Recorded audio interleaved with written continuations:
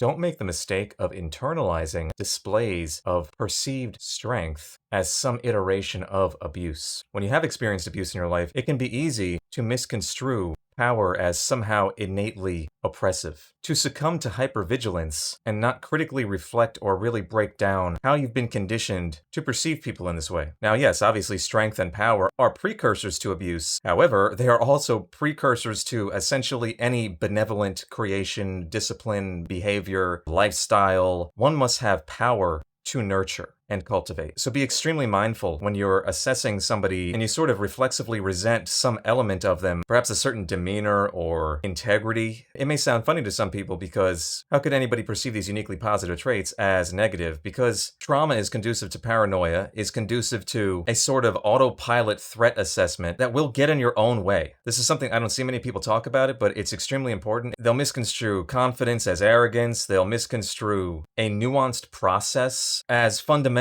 some iteration of nefarious manipulation. They'll reflexively resent people that have had success and merely assume that it was a consequence of some callous exploitation. And then the trauma abuse victim ends up ironically self-actualizing in this sort of inverse, tragic kind of way, and they become the abuser. They'll end up spreading cloak and dagger style malicious gossip about somebody that they feel threatened by who has never hurt anybody, and end up betraying and wounding pillars of integrity within their own social communities, simply because they perceived some measure of strength.